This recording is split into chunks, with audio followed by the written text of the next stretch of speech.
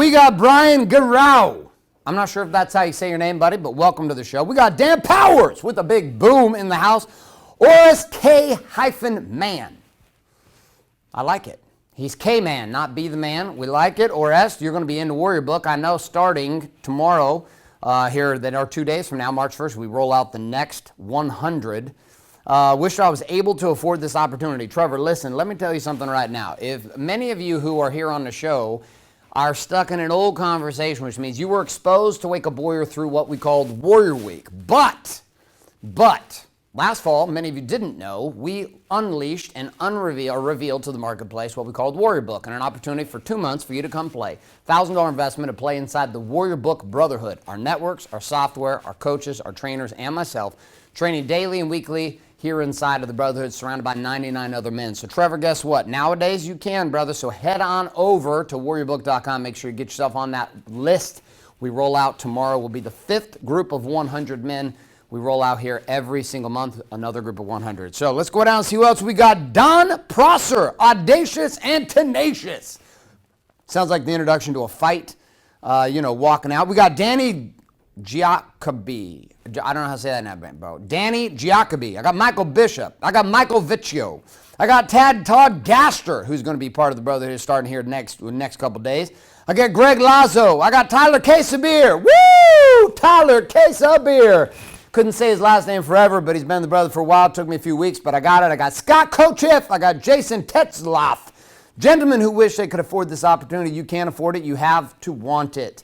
Amen. Jason just proved this recently with upgrading to another level inside of our game. Jason, welcome to the internal core of the game, my friend. Sean Malone, Shane Allen, Calcutt. Shane, you of all the men who have been in the game of watching this thing rise, know it's time to stop fucking around, bro. I'm fucking blown away at the fact that we still don't have you inside the Brotherhood. Man, you've been watching this thing rise for the last 4 years. Come on, brother, let's do this. Richard Fournier, Bren Renshaw, Stephen Morgan, Fabian Rubel, Bradley Gibb, Trevor Zilster, Todd Gaster, we already got you. Eric Escobar, Warrior Week 27. Eric, what's going on, my man? Jason Charles, 1 more year of the Brotherhood. Boom, boom, my friend. And Danny Giacobi, close enough. You got it. Greg Lasso is in on the next release 100%. All right, bro.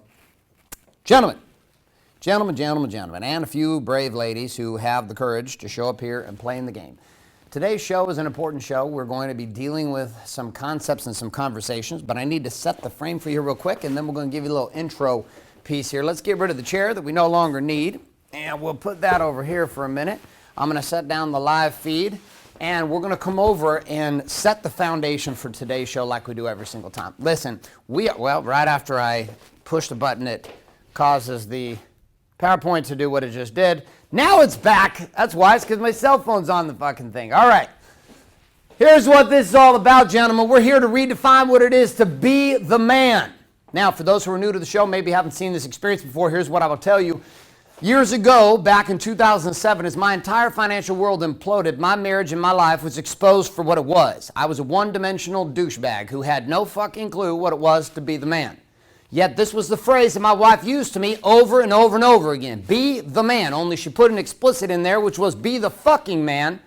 Be the man. You're an asshole. Be the man. What the fuck's wrong with you? Be the man. Grow a pair and be the man. There were a lot of versions, as you can tell.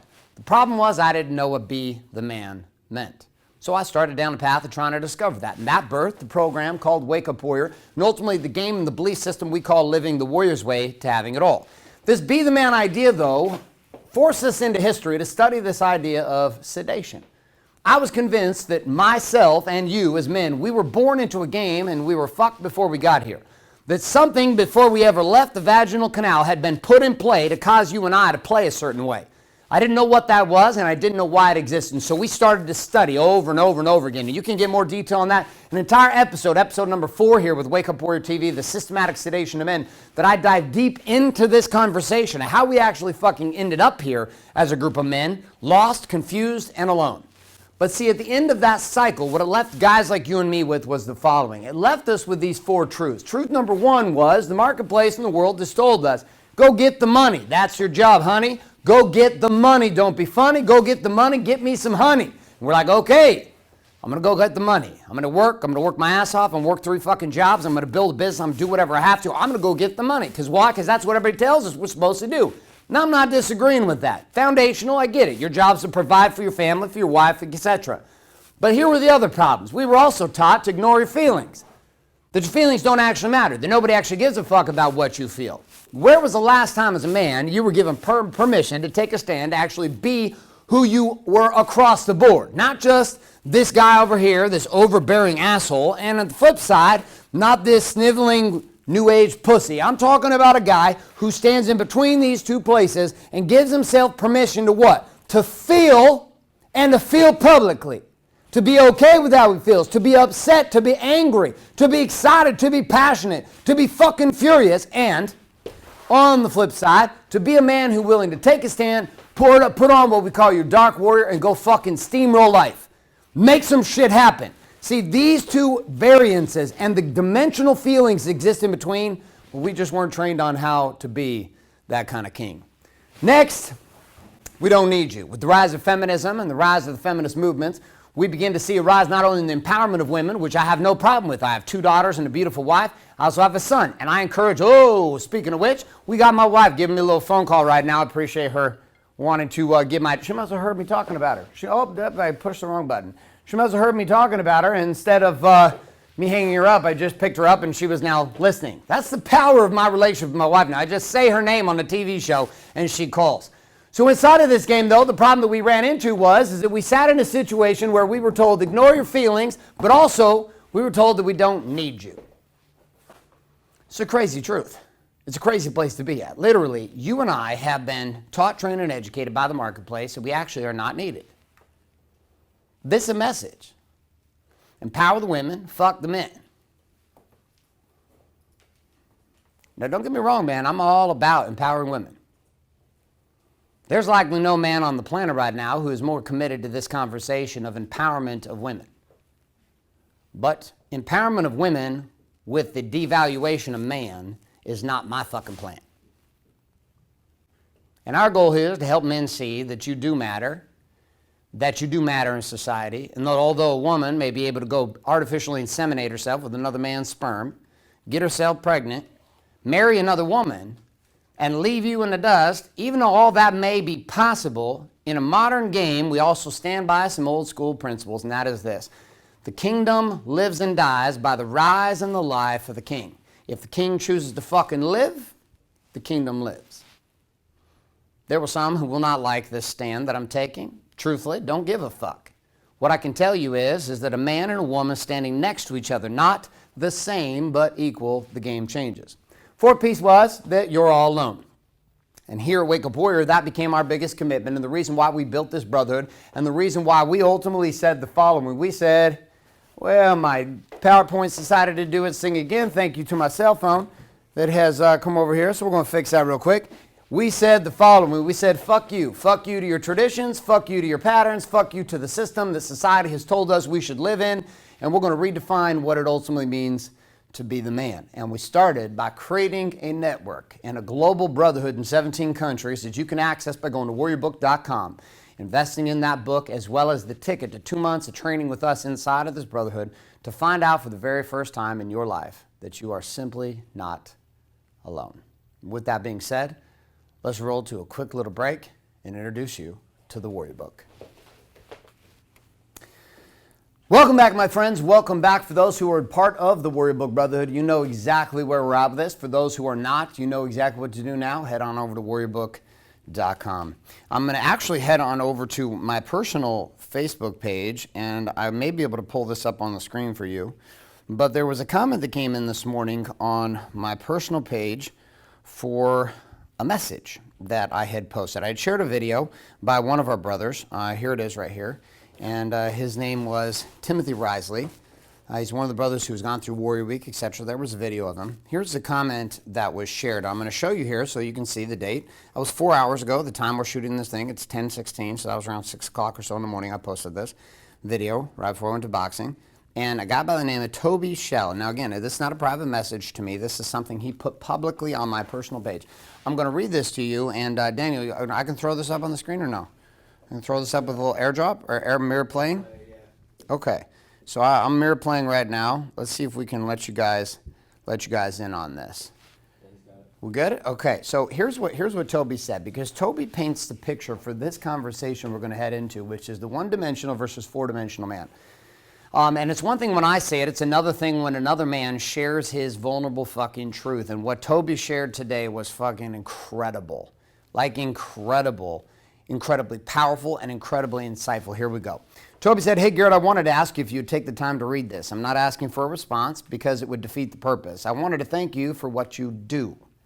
I had the opportunity to hear you and your family speak at Funnel Hacking this week. Now, in order to bring you up to speed with what he's talking about, we're going to share with you in a minute. I'm going to share with you a short clip that we use with me and my wife and my family to introduce our family, my wife, myself, and my two beautiful children, who spoke on stage in front of 2,000 people last week. This is where Toby got to see me. And it might help you to see the clip we used to introduce ourselves to paint the story of how the rise of Wake Up Warrior and my wife's brand, DKW Styling, came together, and how we left the land of one-dimensional living and entered four-dimensional living, because that video set the stage for Toby's share today on my Facebook page. So with that being said, let's sit back and give you a couple-minute introduction to what everyone inside that audience saw before my family and I actually came live on stage, and then we'll come right back to Toby's comments. So you got to see a bit of the clip from our presentation last week. This was literally a 10-year vision for me, was to be able to share the stage with not only Tony Robbins, who was myself, my family, Russell Brunson right after us, and then Tony Robbins for the rest of the day. I hadn't spoken on a stage with Tony Robbins since 2007, which you may not be familiar with my story. That's when shit started to implode. It was 07 into 08, and my whole fucking world upended. But what you got to see, there was an evolution. And what the evolution really was, and we're going to come back to this comment on my personal page today, and we're going to discuss through some of the beautiful truths that were laid out by Toby, is that I went from this game of living a one-dimensional lifestyle to opening up to a four-dimensional man. You know, this might not make sense for you, and people might say, well, what exactly does that mean, Garrett, to be a one-dimensional man versus a four-dimensional man? Well, this is when we created, and when I conceived the ideas, it was actually in 2008 that this conversation began for me, was this core four concept. There's a lot of people throwing out there the F's and putting faith and family and fitness and finance, and a lot of people spun off from the original conversation and doctrine, which was core four. Core four, body, being, balance, business. Body, being, balance, and business. And that a modern man was defined in power by his capacity to maintain stability and expansion inside of these four areas simultaneously. I'm not talking about being a fucking hero in your body for a year, while at the same time doing things that have you disconnected from purpose and ignoring your family and fucking losing your money. We got being twice. I don't know what the fuck. We got body, being, balance, and being. I guess you could have a double being in here. I'm fixing that shit right now. Let's go to my computer. Here I am talking about the people iterating changes to the doctrine, and I'm over here like doing it myself. Business. All right, there's the business. Body, being, balance, business, while allowing your business to implode. Vice versa, you saw men come to the other side of the spectrum, focusing on making the money, focusing on getting paid, while allowing their marriage and their children, their spirituality and connection to God, and their bodies fall apart. And then you got the guys that are superhuman as fathers, superhuman as husbands, but can't pay the bills, or superhuman as fathers, superhuman as husbands, can pay the bills and may even be spiritually plugged in, but roll around with an extra 100 pounds of body fat on and have to give themselves shots because they got fucking diabetes. See, I knew there had to be a way for you and I as men to find superhuman power. And the only way that I could see that was for us inside of this was to wake up. Wake up what, though? To wake up a different story inside of us. The story we were waking up was the answer to this question. Who am I? Am I a one-dimensional man? Am I destined to live a life that has me just experiencing success momentarily in one area while the others fade and burn? Is that who I am as a man? See, this question itself sat at the core of everything that I was searching for. Who am I really? And I know inside of spirituality and inside of meditation retreats and personal development and religion, Many of us have been searching for these questions our whole life, trying to answer this idea. Many religions try to help us answer this. Many different books, programs, processes. And here inside of this, I'm going to have you consider that who I am is more of a function of the following, and that is, who do I believe myself to be? See, if you believe it's okay as a man to be fat as fuck while at the same time be rich, then you are going to operate from that place. That, listen, my body doesn't really matter. I'm going to make a bunch of money, and then I'm going to end up spending all that money to take care of my body down the road. Or vice versa. I've got my body handled and I'm shredded, but I'm not getting paid. And these are the two experiences on the fringe. But see, then there's this middle piece. This middle piece is harder to measure. This middle piece is harder to understand, which is, how do I measure the success as a man inside of the marriage in which I stand? This is where I started to fall apart. How do I maintain certainty inside of all four of these areas? Was it possible? And I had to change my story. I had to change the story of who I believed myself to be. Now this I am conversation defined the following, and it said as, I am a modern warrior man. Now, I got a lot of people give us shit for this. They say, well, you can't say this shit because of X, or you can't call yourself a warrior because of Y, or you can't talk the way you talk because of X, and you can't say the things you say because of Y, and who gave you permission to say this and to do this? And I'm like, it's very simple, motherfucker. I chose it. I defined this shit. And now thousands of men have decided that that definition is also a belief system that we all enroll into. And it's not my belief system. I just happen to be the first one to start publicly declaring my shit publicly, just like my man Toby did right here. Toby declared shit in public today, this morning. Toby, you are fucking badass. And I know you're sitting on this thread right now. You're not only a badass in business, ex-SWAT operator. Brother, listen, you had played a massive game already. But see, you and I, we weren't given the keys. We weren't given the power the way we thought we should be given it. And so we searched for it, we hunted for it in all kinds of different ways. And the worst is when you take a powerful man and then you have his body get hurt. And he can't use his body as an outlet. And then you take a powerful man and take away his money, and he can't use his money as a crutch anymore. And what Toby shared with us today is powerful, and I'm going to come back to it. Here we go. He said, I wanted to ask you if you would take the time to read this. I'm not asking for a response because it would defeat the purpose. I want to thank you for what you do. I had the opportunity to hear you and your family speak at Funnel Hacking this week. I'm going to sound really fucking cliche and say it was life-changing. The crazy part about this, you have two kinds of people who say life-changing. You have people who say life-changing out of fucking hype, and you have people who say life-changing because there was literally a shift inside the core of who they believed themselves to be. It's not an outside-in motivation game, a fucking Red Bull. Hey, man, I drank some Red Bull. Now I'm pumped up about this change that I feel inside. No, this was something bigger. It was something better. It was something better, which was what? It was a shift inside. See, there's a feeling, and we're going to keep reading what Toby went through, was the same thing I went through, was a shift inside. It was an ability to feel the unlocking from within. This game that shifts, in which this internal voice awakens inside of us. When I say wake up warrior, I'm talking about waking up the divinity inside of yourself. But not like some hippie or some fucking new age bullshit artist. I'm talking about somebody who actually is a businessman. I'm a fitness man. I'm an athlete. I'm a badass motherfucker, and I know it. And so are you. But the reason I have my power inside of my life doesn't come because I'm blessed. It comes because I choose to create it every day. This is where people get all fired up at me in the religious world. Well, you are disrespectful. That is complete blasphemy. You are downplaying the gift that God has given you in your life. Bullshit! God gave me the life I have in the following. Here is life. What you do with it is on you.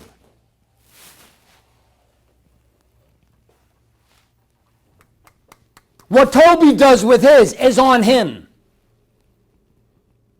The challenge of being a man, though, is that how you choose to live also affects your wife. It affects your children. It affects your legacy. It affects the kind of men they marry.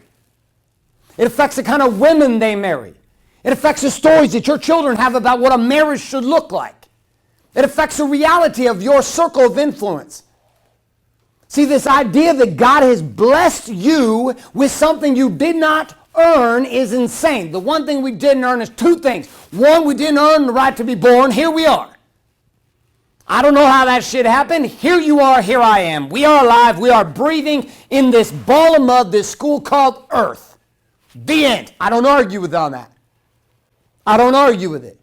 To all my Christian friends out there who say, well, listen, I'm saved by grace. Okay, I appreciate that. I can accept that. I get that.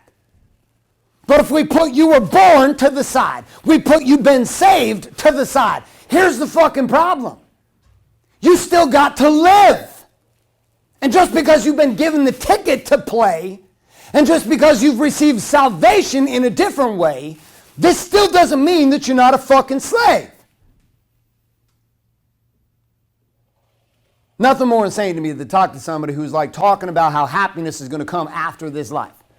Right now, this life is about shit. This life is not legit. This life, I'm simply here to endure the shit, and then when I go this other place, I'll wake up, somebody's going to make me put on a happy face, and my life's going to work out. I'm going to have you consider that here inside this game, this ball of mud called Earth, this school of experience, that you are here to gain wisdom and expansion.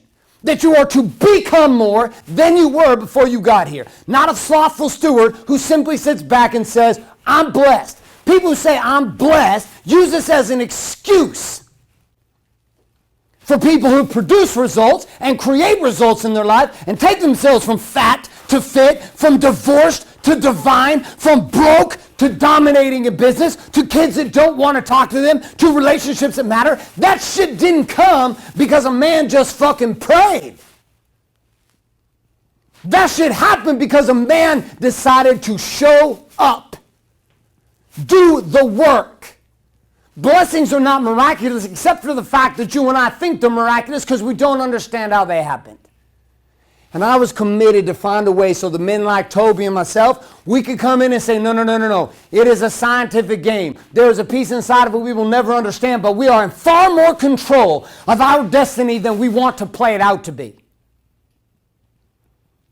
And so for those who choose to hide behind God, and hide behind the conversation of salvation, and hide behind the conversation of manna from heaven blessings, your life itself is a blessing every day you breathe. My only question for you is, how are you repaying that gift?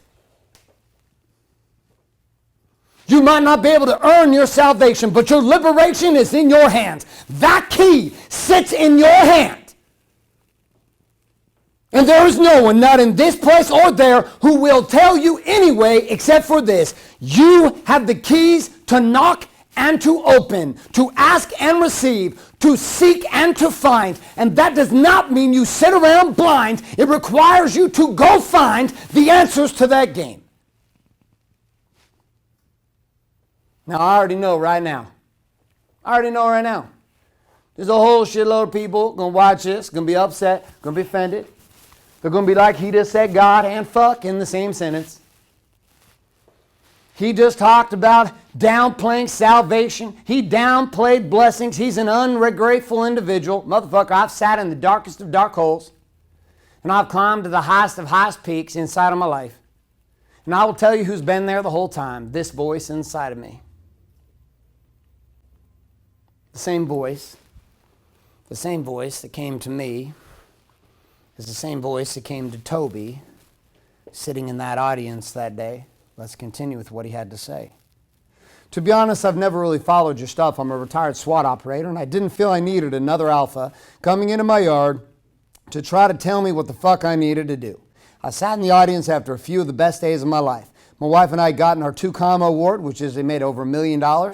Made $1 million in their marketing funnels. We joined Russell's Inner Circle. We signed up to go on the trip to Kenya to build schools. Shit is really good in my life. Then I started listening to what you had to say. At that point, I felt like everyone else in the room just left and you were speaking right to me. Not just speaking, but actually walking over and monkey stomping on my nuts. I didn't quite know what it was at first, but something was wrong. I sat there trying to fight back tears and keep everything in check. Then it clicked. I really excel at being one-dimensional. I spent my late 20s and 30s chasing physical accomplishments after accomplishment, jiu-jitsu tournaments, Ironmans, CrossFit competitions, SWAT and shooting competitions, all of which I did pretty fucking good at. After blowing my neck out in jiu-jitsu, I had to retire from being an LEO, and my life became different. I stopped working out. It was easy to use my neck as an excuse not to. It was even easier to feel sorry for myself and eat a fucking pizza. I was depressed and I had to find a different outlet. It was then my wife and I decided to jump in and start our own business. Like, I want you to look at this. They produced multiple millions of dollars in their business, and it wasn't a fucking blessing. It wasn't luck. It wasn't by chance. It came through work. They took a shot. So, Toby, good for you. For those of you that are watching, you're sitting there going, man, where the fuck's he going with this? Just hold on. I promise you, I'm going to wrap this whole thing together for you. It was then my wife and I decided to start our own business. Like normal, I jumped in with both feet and learned every damn thing I could as quickly as I could and started implementing it fast. Fast forward 18 months later, and we've done over $3 million in sales and got to stand on stage with Russell and get our 2Com award. I'm so grateful for so many of the things in my life. A beautiful and amazing wife who's both my best friend and business partner. My wonderful girls who are fantastic and talented. Hugely successful business. The truck I've always wanted. We're about to break ground on our dream house on the lake and so many more things I give gratitude for daily. But I sit there listening to you. 80 pounds overweight, hiding behind sleeve tattoos and business accomplishments. And I came to the conclusion that I don't like who I am. I really don't fucking like me. I don't like the insecurities. I don't like the self-sabotaging habits. I don't like getting angry at stupid shit I have no control over. I don't like that I worry about what everyone will think of me, even though I act like I don't give a fuck. I'm not saying all this shit because I want to have a fucking pity party or I want to respond so I can get your approval. I just wanted to tell you I'm grateful for you for tearing off this tourniquet so I could deal with the bleeding myself. I'm grateful that you talk about that it's okay to fuck things up and talk about it with your wife. I'm grateful that you teach that you can have everything and not be one-dimensional, that it's possible to balance marriage, business, fatherhood, health at the same time. Most of all, I'm grateful for you making me think, to think about and discover the things I was subconsciously hiding. Bring it to the forefront of my mind so I can consciously move forward and make the needed corrections to become a true leader, a leader to my family, a leader to my employees, but most importantly, a leader to myself. Thank you for your time. Holy shit.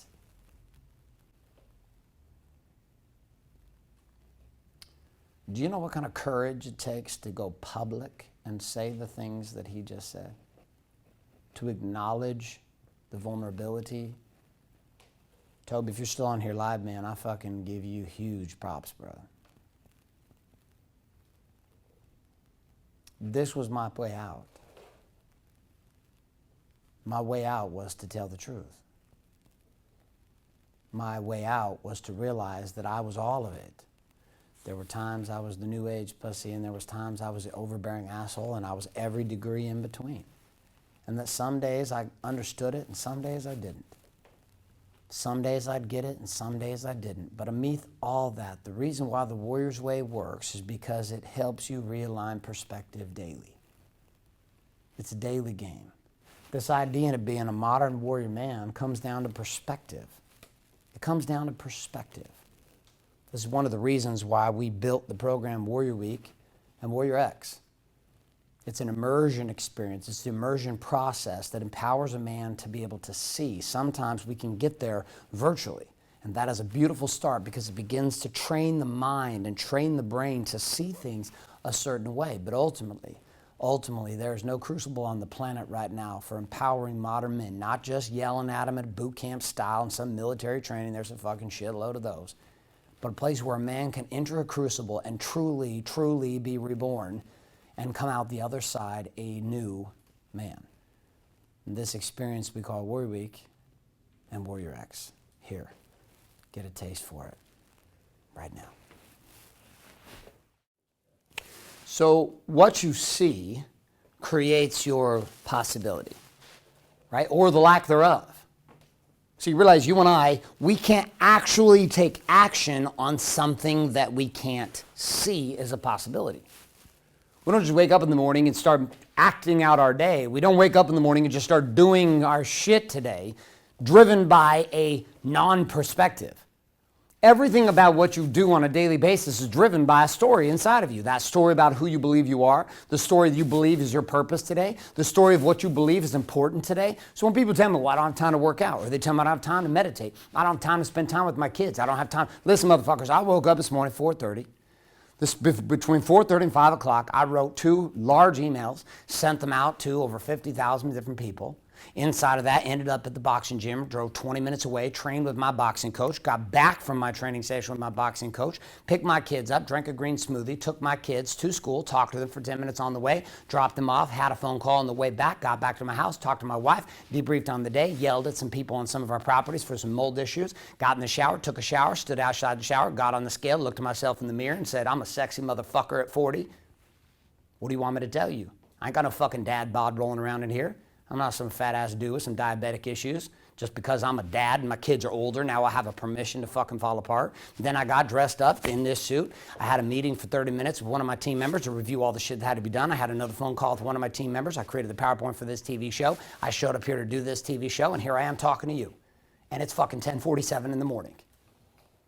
See, my perspective tells me to play a different way. There's many men whose perspective said wake up at 8 o'clock this morning, roll out through the day, and barely get some shit started after 5 cups of coffee by 12 noon. You run into me at 9 a.m. in the morning, I'm going to eat you for fucking breakfast. I'm going to eat you alive. Why? Because I wake up in the morning with a plan. That plan itself is a plan to live the Warriors way. I hit my core 4, I hit my sack, I play the game, I have targets, I'm moving towards, my schedules are clean, my outcomes are clear.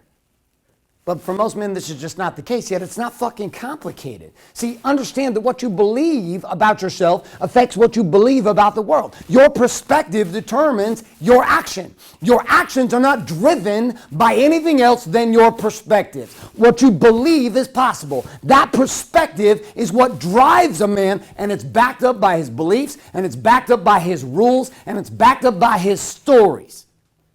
So one of the perspectives I'm going to help you break down today is the following: right versus wrong. So we're going to plug this back in. This laptop's been a bit of our demise today. We're going to get this like tagged up and ready to go. There we go. There we go. Holy shit. We can run an entire fucking empire in 17 countries, but we can't seem to get this fucking laptop working right today. So we have right versus wrong. Now, this is hard. This is a hard game I'm going to play with you right now, so I'm asking you just to consider the possibility that this might be accurate.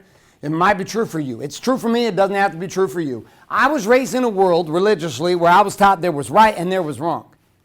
Like that blatantly there was right and there was wrong. Here was the problem. Most of the things that I was told were right, okay, inside of this were not things I'd actually experientially come to know as right. They were also referenced as good. They were also referenced as righteous. These were the right, righteous, good things that you should be about. Here is the checklist that will get you to the good place. Hit the checklist. Over here on this side is the naughty list. This is the didn't do the way you're supposed to. These were the bad things. These were the wrong, the wicked, and the bad. Wrong, wicked, bad on one side. On the other side, right, righteous, and good. One side and the other. So as a kid, we come into the world, and as men, we're born into this sedated culture, with most of us with fathers who were sedated as fuck, with grandfathers who were sedated as fuck, with mothers who were actually more masculine than feminine. And into this game, we were ushered in with this belief system: go get the money, shut the fuck up about your feelings. Guess what? You don't actually really matter, and most of the time, you're going to be alone. And this superficial game birthed for us this reality. And inside of this, our parents and our society gave us truth. And we were raised with it. We were raised with this truth. We were raised with what was right and what was wrong. What starts to cause a collision with this, though, is when you start to look at people's fruit. See, back in 2009, I just took a step back. My wife and I left the religions we were raised in. We left the belief systems we were part of. We moved away from the cities that we lived in. We stopped associating with the people we'd associated with for years. We distanced ourselves for 2 years from our family. And inside of that place, we were committed to finding one outcome. Not what was right. We were committed to finding out something more powerful. We were committed to finding out what was working. Because, see, we had done this. We had done the right list and the wrong list. I had done all the things that my family had told me I should do for a decade. Do it right, do it right, do it right, and you will be blessed. Do it right, do it right, do it right, and you will be blessed. And anybody who wasn't doing it my way was doing it the wrong way. And now you watch religions battle. You watch systems of organization and money battle. You watch political systems battle. You watch this happen in the United States with Democratic and Republican parties. Didn't matter. Donald Trump gets elected and everybody wants to impeach him. Barack Obama gets elected, everybody wants to impeach him. Doesn't fucking matter. There's always a whole list of people that no matter what you do, and no matter what you believe, there is someone else who says your right is wrong. This is some crazy shit. Now, some of you raised up in little tiny little pocket towns, little bubble communities. You never traveled the world. You've never experienced other cultures. You've never considered or tried on. This was the thing so funny to me. People religiously will come to me to try to convert me. And the minute I get them to say, hey, well, are you open to the possibility of looking at something else? I have friends that are Muslim, Jewish, Christian, every denomination, Mormon, Catholic, born-again Christian, Southern Baptist, you name it, in the spiritual path. Yet most of these men and most of these people, if you conflict with anything they say is right, you are immediately wrong. And the problem is everybody's looking at the perspectives. They're saying the perspective is fucking wrong. They're saying the belief system is wrong. You got it wrong. Yet I realized really quickly the fastest way to determine whether or not something was working and not working was to transcend all this fighting bullshit on the bottom level and say, what if we just look at the fruit? What if we just look at the fruit? By their fruit you shall know them, the good book, the Bible says. By their fruit you shall know them. One of the great teachers, leaders, spiritual guides of the world, Jesus Christ said, by their fruit you shall know them, transcended the game. Love God. Love God with all your heart, mind, and strength, and at the same time, love your brother. Okay, love your neighbor as you love yourself. People like to omit that second piece, and on top of this, they also like to completely stay stuck in this following reality. Here it is, right versus wrong. Here's a right way, here's a wrong way. Here's the problem. My old self, 7 years ago, look at my current self, even though I was fucking hurting, broken, and frustrated, and disappointed, and disconnected, my fruit did not prove that what I was doing was working. I wasn't wrong in what I was doing. I wasn't wrong. It just wasn't working. I've been married, I've been divorced. I was almost divorced a second time. Was my first marriage wrong? No. I have a 17-year-old son about to graduate from high school, going to play football at University of Ottawa in Canada as a kicker. Fucking love this kid. Is he a mistake? No, he's not a mistake. Was that marriage a mistake? No. Was that marriage bad? Was it right? Was it wrong? People would tell me that was the wrong woman to be with. Not the wrong woman to be with. It was just a relationship that didn't work. It didn't work. The business moves you make, did it produce results? Did it not? It wasn't that you made a wrong move. It's that you made a move that wasn't working. I'm going to have you consider that one of the fastest perspectives of changing the way you operate on a day-to-day basis, one of the fastest ways to experience power inside of your life is to pull yourself back, not from the sense that there isn't a right and wrong. You know inside of yourself there's a right and wrong for you. For you. They're your values, your morals. I'm not asking you to violate those. What I'm asking you to consider is the following possibility. That maybe the reason why your life doesn't work the way you want it to be, and the reason why your life is not moving quickly, the reason why your growth curve has not been vertical is because of one following principle, and that is you keep looking for the right answer. Your entire world is broken into this black and white, right and wrong, instead of looking at the one thing that actually has your purpose in being here in life, and it isn't to be right. I'm going to have you consider your purpose in life is not to be perfect, it's to expand. And that purpose of expansion requires you to fuck things up. It requires you to make decisions on a daily basis endowed by God with agency, to choose. To choose every single day how you choose to play. Every single day you wake up. You and I, we woke up with the same amount of time. Yet for many of you watching this, I will outproduce you in one day, in one fucking day across the board than you will do in a month. And that's not me saying I'm better than you. I'm not better than you. I just know this. I know that I've been playing the Warriors way for a while. I've been playing the Warriors way since 2008 when I first conceived it inside of my own journals and began living it from 2008 to 2012, of which I started sharing with other men. And inside of this, I stripped away the perspective of right and wrong, and I simply woke up every single day and I asked myself, did what I do work?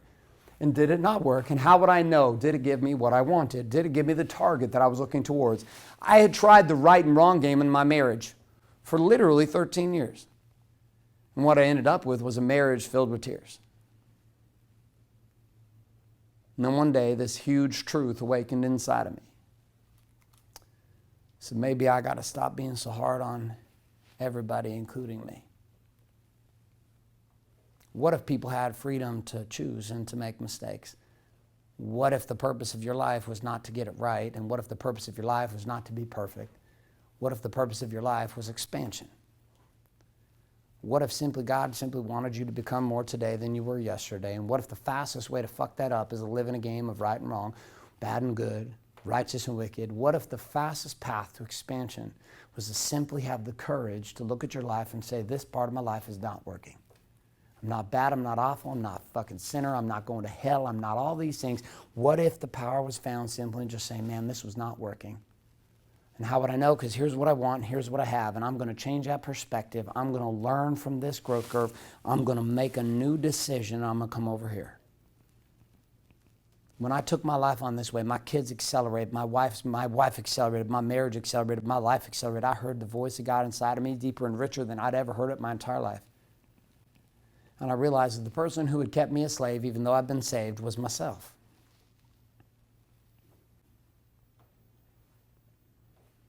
The end. That was perspective number one. Perspective number two was very much like it, and it was this. It was that my life itself was not about chasing trophies and titles. So this perspective that Toby shared with us in today's show, I'm going to come over and grab something with you over here by my pancakes from breakfast, because I like pancakes. Some people are like, you can't eat pancakes. Pancakes are wrong. Pancakes make you fat. I was like, no, what makes you fat is not working out and eating fucking pancakes 12 times a day with goddamn 15 gallons of syrup on them. This right here, this little sign, we got it for Wake Up Warrior also. We got it for Wake Up Warrior also. We've done multiple millions of dollars last year, and we won an award very similar to Toby. So I know what he's talking about. This is exactly the award that he got from Russell Brunson with ClickFunnels at Funnel Hacking Live, which was the event my wife and I spoke at. Now here's the crazy part. This is a result. It was not the outcome. This was a result of the work. It was not the outcome. This was not my target. My target was not to become part of the 2 Comma Club, which means he produced over $1 million. That was not my goal. My goal was not to become part of the 2 Comma Club. It wasn't to gain trophies or to get titles. The perspective I live from is not to obtain that game. The perspective is different. The perspective is this. The perspective is growth and expansion. My target was to grow. Trophies and titles come when you're willing to grow. Trophies and titles come when you expand. They are not what you're hunting for. If the purpose of my life is expansion, then the reason why I search for more is not to have more. I search for more because in order to have more, I must become more. To have a better marriage than you have right now, even if your marriage is perfectly sound, even if it's super fucking great, you realize that is the floor of your next ceiling. Economically, no matter how much money you produce or someone else that does 100x more than you.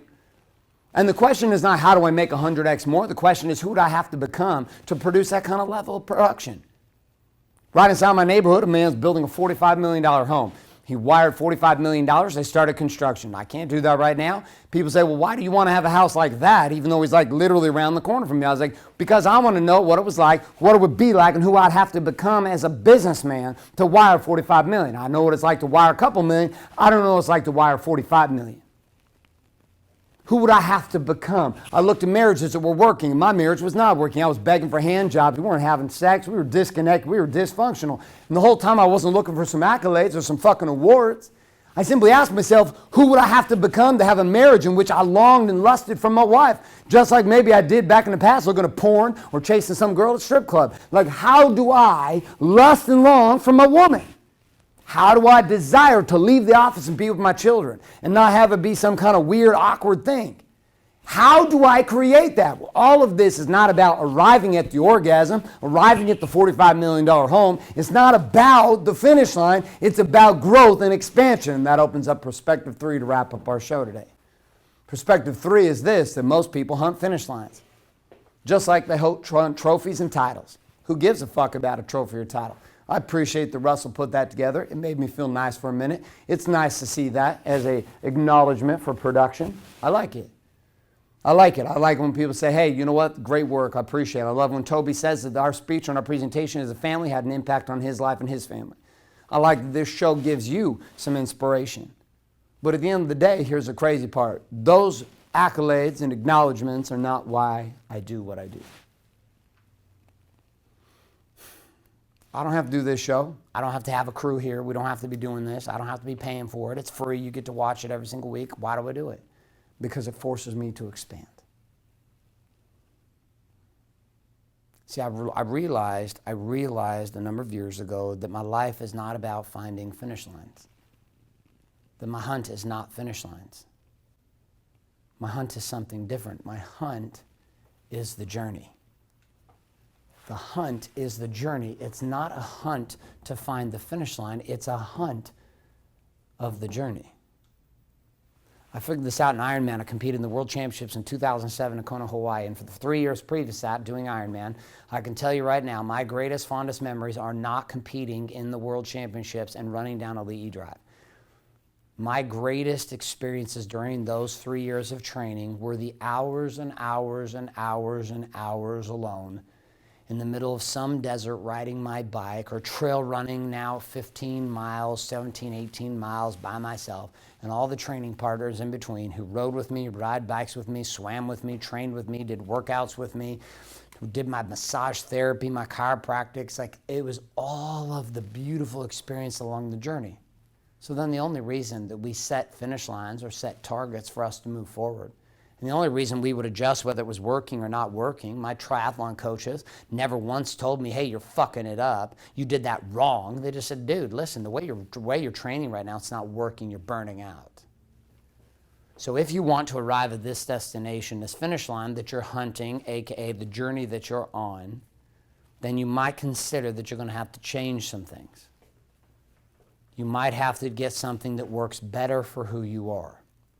Some guys can lift heavy every single day. I cannot do this. It does not work for me. It doesn't mean that them lifting heavy every single day isn't work for them. I'm 40 years old. I'm fit. I do my thing. And I do what works for me. I'm going to show you a little clip, a little 1-minute clip here to wrap up this show about what I did this morning. And then I'm going to come back and summarize our show after this 1-minute clip. And then we'll answer some of your questions. So this is what I did. 40-year-old guy, most dudes rolling out of bed trying to drink some coffee. And I decided last week it was time to get back together with my striking coach.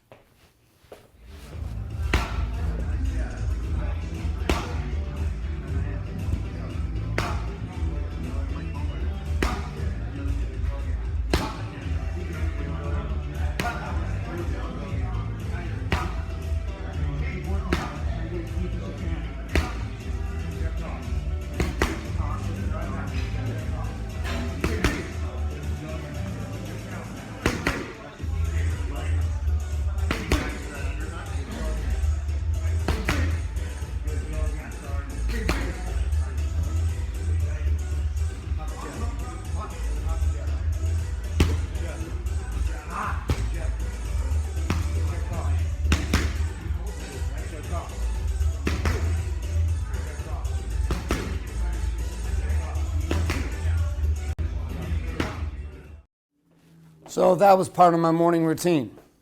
I told you that's what I did this morning. It's literally a clip off my cell phone. I took it for you. Not because I'm trying to impress you, not because I'm the best boxer in the world or have the best striking skills, but just to show you that I wake up every day and I go to war.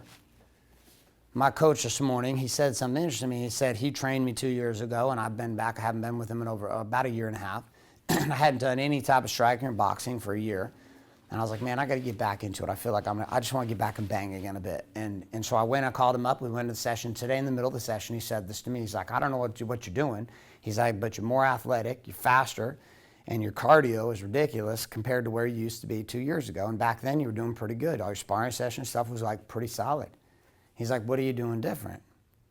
And I realized that what was not working for me were the fitness routines and the way I played. And so every day I play a totally different circuits of a game.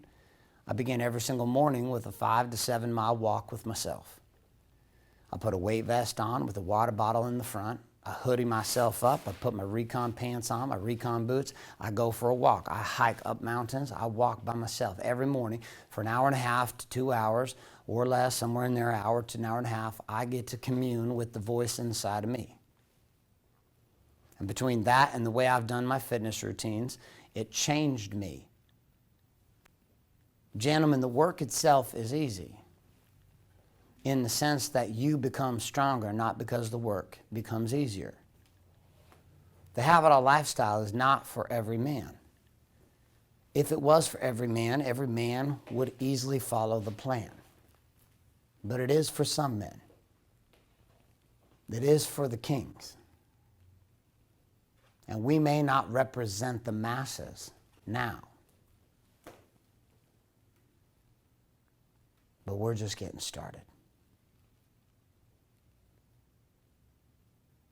Today we talked about a lot of things. And after this final break, I'm going to come back and answer some of your questions. But here's the last point I want to make to you to wrap up today.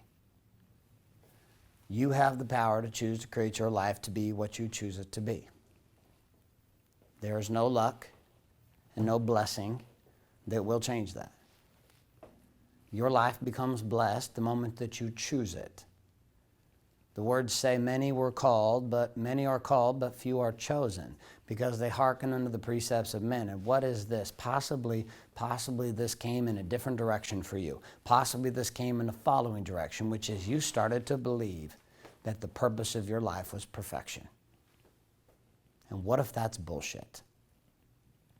What if the purpose of your life is simply expansion? So here's the fun part. We're going to share through a couple of the comments. A couple of the comments that have come in, and we're going to see where you guys are at. Something's going on here with my phone. Oh, that's because I don't have it on the Wi-Fi, but that's all right. That's all right. Okay. So we had a couple comments come in. I have never experienced the camaraderie of relying on another individual to help me get through tough situations. I try to rely on my own self-worth. I don't know if this is just a rant or I'm understanding what you're saying. Keep your passion up. So it's camaraderie. It's not a, here's the interesting thing, right? So like if you take a unit of men and you put them together and each man knows that he is responsible for himself, that he's got to get himself into power. And then you bond those men into a common cause.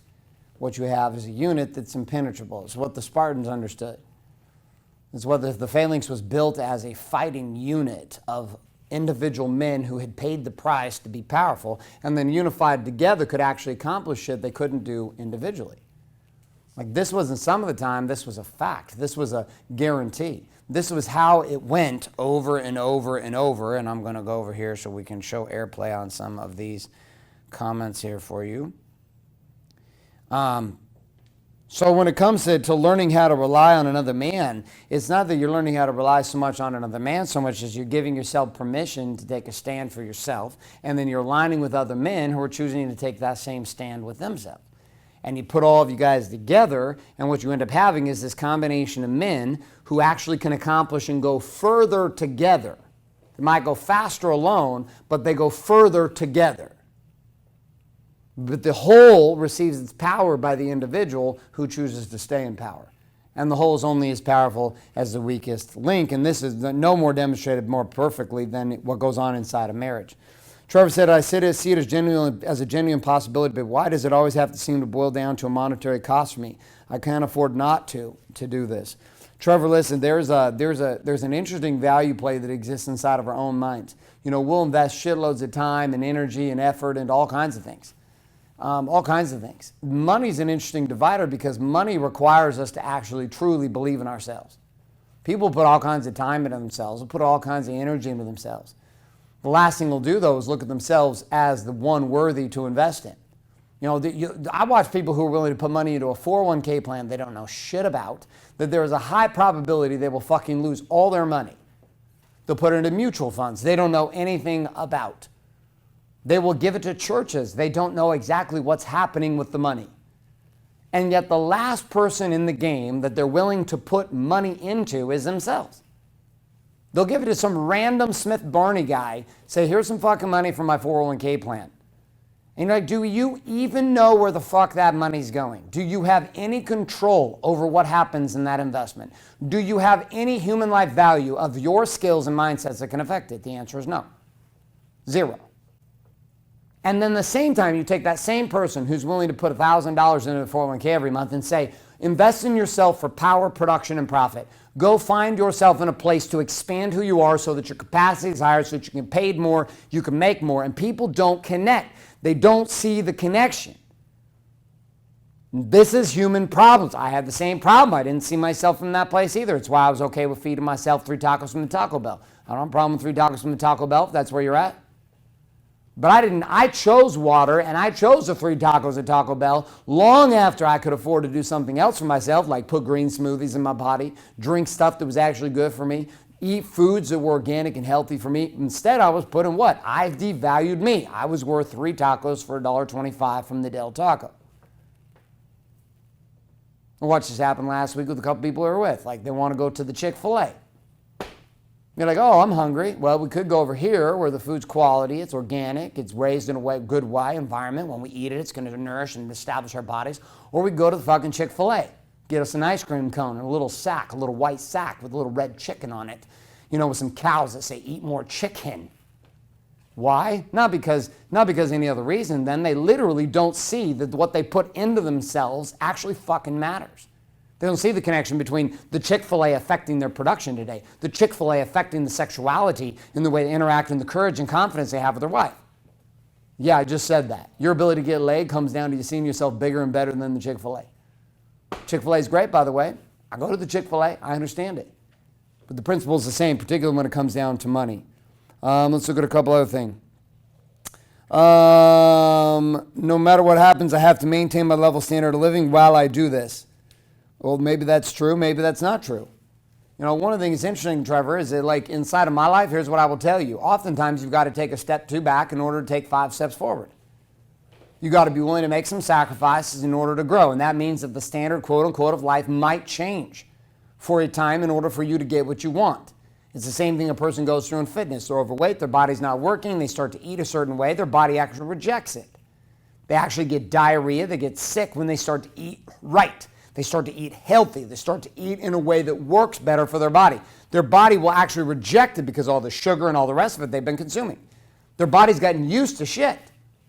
Just like most people have gotten used to eating dog cake cupcakes, dog shit cupcakes every single day. They've gotten used to a marriage that's okay, partnerships that are okay. And sometimes in order to get an okay marriage to a great marriage, every time you're going to have to go to war about destroying good in order to get to great. This requires a shift. And oftentimes, Trevor, it's going to require you to actually step back for a little bit. Tony Dillard, 34 hours and 50 minutes to go. Yes, sir. WarriorBook comes tomorrow. Todd Gasser, holy hell, the reframe of right versus wrong to working, not working is $1 million shift right there. Dude, can't wait for tomorrow. Todd's jumping on this. Here's the thing that's crazy. You look at marketing and you look at business and you want to know the fastest fucking way to not grow your business and to not grow your bank account is to live in the right and wrong parable or the right and wrong perspective about production. Well, that was a wrong fucking way. And look at your teams in a way that says that was a wrong fucking way. It's not about whether it was wrong or right. It was about, did it fucking work to hit the objective we were after? Did it accomplish the thing that we said we wanted? The working, not working frame of mind, that perspective, that frame that you slide, that lens over your eyes, working, not working, looking at your kids. Kids are not going to sleep. Kids are staying up too late. You're like, this is wrong. You need to go to bed. Well, maybe it's just not working. And in the frame of not working, you might actually have the courage to do something different that would make it work. You're welcome, Mr. Gasser. I agree. It is $1 million perspective. Danny, last comment. Garrett, I'm getting ready to share your message on a new level. I listened to a fuel for a year, used it in my recovery, and share with others. Now getting to Firth. I don't know what Firth means. There we go. That was fucking beautiful, and I'm pretty sure that you mistyped Firth, or else I'm an idiot, and I don't know what Firth means. Ladies and gentlemen, we're going to wrap up this show. Girth. Now getting to girth. Okay. Girth, Firth. Now getting to fourth, fifth. Isn't it crazy? I listened to fuel for a year and used it in my recovery and shared with others. Do you know that we had military personnel and we had massive addiction recovery centers using the daily fuel every single day to help empower men? That's what this show's about. People are like, oh, dude, Garrett, why do you put in so much effort and energy into the show? And I was like, well, listen, the show's going to be what it is right now. But I can promise you there will come a time that millions of people watch this show every single week. And it won't be because I'm awesome. It will be because the message itself is needed. And I'm on this for the long play, my friends. I'm in this for the long play. I'm here to stay. This isn't a fucking money scheme for me. And this isn't some weekend idea I had. I was born for this shit. And I'm glad you're here. You know what to do now? Head to WarriorBook.com. It's the beginning of your journey. And we'll see you next week.